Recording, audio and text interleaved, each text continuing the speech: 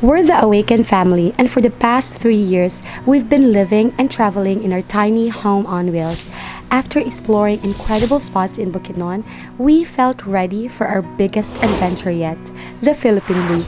But our journey is different. We're not just passing through places, we're living them, rooted in family, presence, and nature. This is Tiza, Earl, Summit, Space, and this is our home. Share this adventure with us and discover the Philippines through van life. Why would you look outside yourself when you have all of the world inside? 1, 2, 3, 4. This place is often seen as paradise, known for world-class surf, late nights that turn into parties, and food spots you hear about before you even arrive. But what people don't talk about as much is the cost of living here. Staying long-term in Siargao isn't cheap. Accommodation, food, daily routines, everything adds up quickly. There's always a price to paradise. So for the past 2 months, we've been living a completely different version of Siargao. Fully off-grid, no electricity, no water source, no bathroom on site. This is something we've never done before. A lot of you have been asking how we've managed to live this way for so long. So in this episode, we're taking you behind the scenes, from water to power to the daily systems that keep us going. This is the Siargao you don't usually see.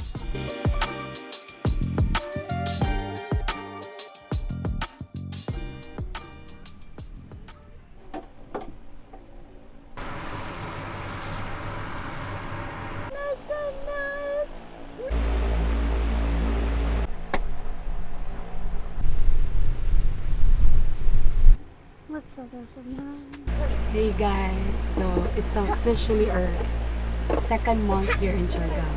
And hindi kami makapaniwala kasi parang kailan lang kami nakarating dito. And we're actually a bit sad because like everyone is leaving.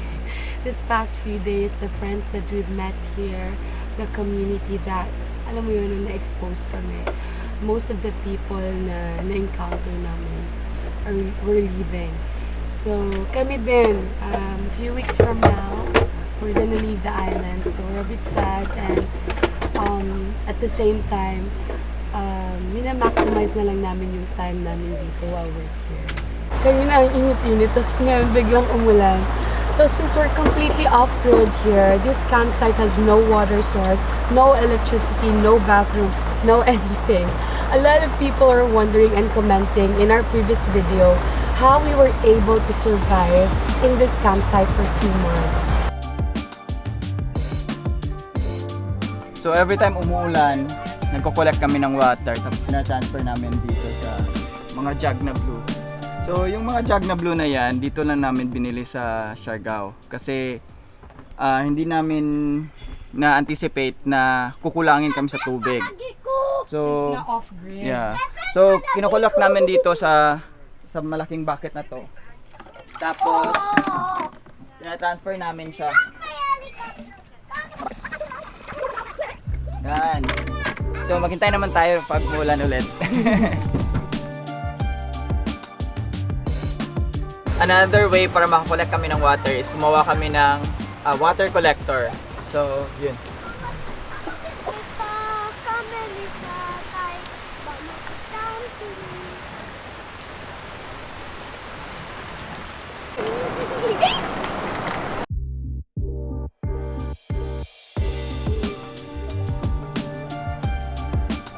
Saan ba kami kumuha ng tubig?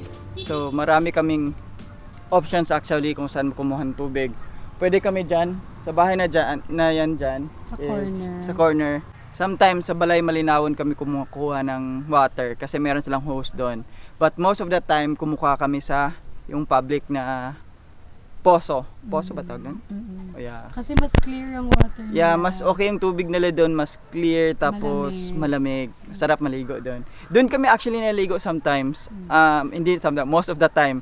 Every time mayroon kayong pupuntahan, maliligo muna kami before we go to our destination. Sanay kasi kami sa Bukidnon na maraming water source. But dito sa spot namin, dito sa Malinaw, walang water source. That's why bumili kami ng mga jug na ganito. So dito lang namin to sa Siargao binili. So yung isang ganito is nasa 22 liters. So yung apat is nasa 88 plus yung 50 liters namin na tank sa van is most likely nasa mga 130 plus liters. Excluding this, kasi ito yung clean namin na drinkable water. So this one plus yung malinis one, that's around 75 liters yung drinkable water namin. Sapat siya if you're really conserving water. So it would last us around 2 to 3 days. 2 days. Yeah, 2 days. Kung ano, kasi always kami naliligo and always din naliligo yung mga bata. I So think depende sa activity. yeah, but that's the advantage sa maliit na van ng ganito. Kasi pwede kaming umalis anytime.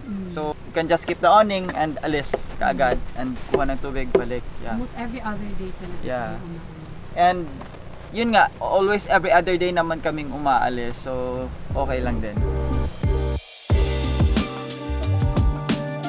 Para makatipid kaming tubig, mostly kumukuha kami ng salt water para i-bath tapos before gumamit ng fresh water. Especially sa dishes namin, kumukuha kami talaga ng tubig, binabanlawan dito tapos Tsaka namin tsaka namin siya lilinisin ng fresh water. So tara, kuha ka tayo ng tubig. It's so amazing how nature works kasi nung bagyo, nagdala ito ng super maraming weeds tsaka mga basura. But now, it's cleaning itself. Kita nyo, dinadala niya pabalik yun from the After shoreline. the storm, puno to Yeah, ng puno. wood, Yeah. driftwoods, and yung mga Yeah. seagrass. Right But now, it's really, like really slowly amazing paano clearing. nalilinis to without anyone, di ba?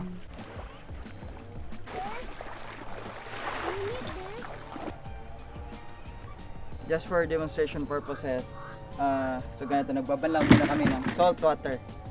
Yan. Bago yung fresh water. Sa likod. Kasi we have a shower already Yeah. sa likod. So, tara.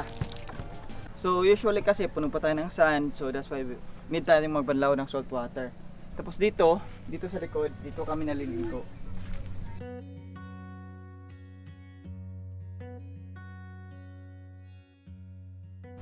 So, nung nakaraang bagyo, maraming driftwood dito sa beach. That's why gumawa na lang kami ng bench dito sa camp.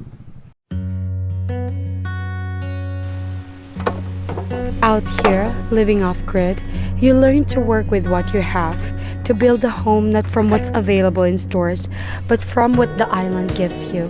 This bench was just driftwood we found on the beach, but with a little teamwork, a few tools, it became something meaningful, a place to sit, talk, rest, and welcome friends. When you don't have the usual comforts, you create them. You make your own little corners of home, piece by piece together.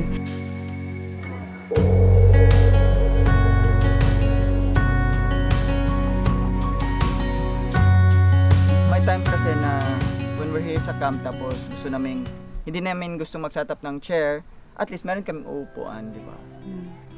So if you happen to go here in Malinaw or Secret Beach, tapos nakita nyo to, kami yung gumawa ni Summit and Space ng bench na to.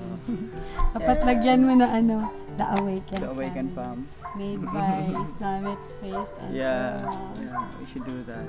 So one of our physical activity dito sa camp is knife throwing. So this is actually just a stake para sa awning, but ginagawa namin siyang It's bigger also. so like that.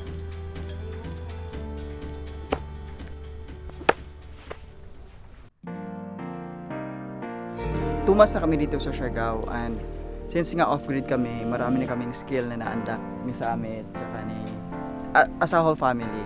So nagsiskate na kami, umakyat ng buko, knife throwing, and even the handstand.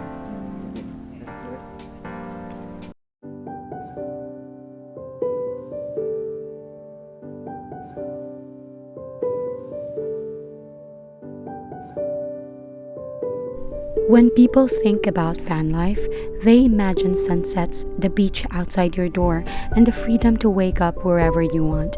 And all of that exists. It's real. But there's another layer most people never see. Living off grid isn't just a lifestyle, it's a system, a rhythm, a balance you rebuild every single day.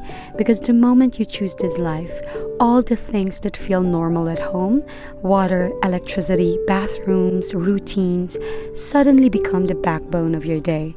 Here in Siargao, we learned that in the rawest, most honest way.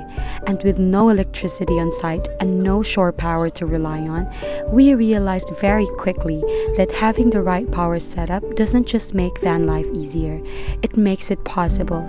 Out here, surrounded by the ocean and a community that feels like family, we began to understand how essential these two things really are, not just for comfort, but for living out here. One of the most important things if you're living off-grid is electricity source. So, hindi talaga kami makaka-survive without our power station.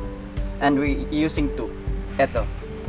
So, the EcoFlow River 3 Max Plus and the Delta 3.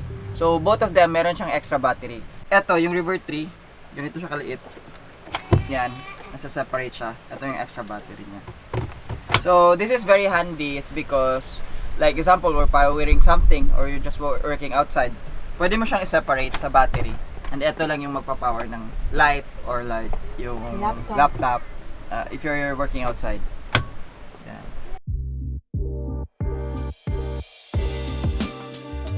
So, saan ba kami nagcha-charge ng power station namin since off-grid nga? Ang usually ginagamit namin is yung solar panel namin, which is 220 watts. And sometimes nakikicharge kami sa Roaming Philippines. So, sila kasi meron silang around nasa 1,500 watts, which is puno na yung battery nila 11 AM pa lang. So, that's why nakikicharge kami doon. So, aside sa solar panel namin, meron kaming alternator charger, which can charge our power station 800 watts. So, every time na tumatakbo yung van, every time na pumunta kami sa market, charge niya yung power station namin. Third source namin is usually nakikiplug kami sa mga kakilala or like if we're in a cafe, charge namin to sa 220 volts. But yung main source namin ng charging talaga is yung alternator charger since malakas siya, nasa 800 watts. Pag napuno na yung Delta 3 using the alternator charger, charge namin yung EcoFlow River 3 Max Plus gamit ang 220 volts tapos charge namin siya directly para wala na kaming need i-change, so mas smooth na yung natin, hindi na need ipapalit yung mga cords. Very siya sa amin, convenient kasi when we're traveling pwede naming i-charge yung dalawang power station sabay when we're running. Yung capacity ng River 3 Max Plus is nasa 803 watt-hours. Tapos yung Delta naman is nasa 1,000. But meron pa kaming Delta 2 Max Smart Battery which is 2,000 watt-hours. In total, close to 4,000 watt-hours na yung battery namin dito sa van. So, yun yung reason bakit nakaka-survive kami dito sa island off-grid. One of the most useful appliance namin is really itong electric fan. Yeah, this is really a hack for us. Ginagamit namin to almost 24 hours siya naka-on. Ang kagandahan ng fan, ng malaking fan, kagaya nito, is like, in the morning, walang flies dito sa van kasi malakas yung hangin. Tapos at night, walang mosquitoes kasi since nga malakas siya, kaya niyang ano tawagan? Shoo away. Ewan. Alas kayo mosquito.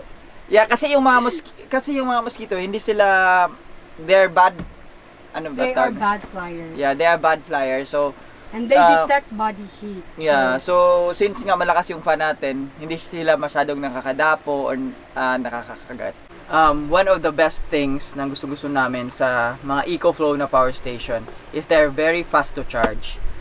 Usually, pag nagkakape kami sa cafes, nakikicharge kami, and after that, pupuno na siya. So, it's very convenient for us kasi hindi na namin need magtagal sa isang location to charge this one. So guys, if you need a more detailed explanation about the River 3 Max Plus, check the description box below. Ito pala yung main power station namin and our main power source. So this is the Delta 3. and it can output around 1,800 watts. So it powers all of our devices and appliances inside the van. So especially yung carrier namin na portable aircon, kahit 1,000 watts siya, napapower nito. Since nga 1,800 watts siya. Sometimes kasi it's very hot in the evening. So ginagamit namin yung portable AC namin, which is, ang napapower nun is itong Delta 3. So, tiniturn on naman siya like around 2 to 3 hours para lang makatulog yung mga bata. Tapos, at night, pang mga around 11 or 12, since malamig na, nag-e-electric pa na kami. Yung Delta 3 is nasa 1,024 watt hours. But since nga meron siyang extra battery sa likod, which is nasa 2,000 plus watt hours, all in all, nasa 3,000 plus watt hours siya. That's why it could power our portable AC. Puno na yung batteries ng Roaming Philippines. So makikicharge tayo ng EcoFlow River 3 Max Plus kanina. How po? Pwede makicharge? Of course, come on in. Just hanging the banana. Saan ba pwede? Sa taas? Sa baba? Sa baba? Sa taas? Okay na yan. Teka lang. Dirty yung feet ko eh. Uy, may vlog! Hello guys! Hello! So, ito pala yung main power source Charging namin. Ito pala yung main power source. Yeah. Charging station! Thanks! Because they have a huge solar. Yung bayad, yung bayad. Yung bayad. Yeah. Thanks, guys. Thanks! Subscribe to Roaming Philippines. Yeah. Thank you! So, yun yung kagandahan ng power station. It's because it's very portable. So, pwede natin siyang I-transfer. So ngayon, yung Delta 3 na naman yung i-charge natin using the solar panel.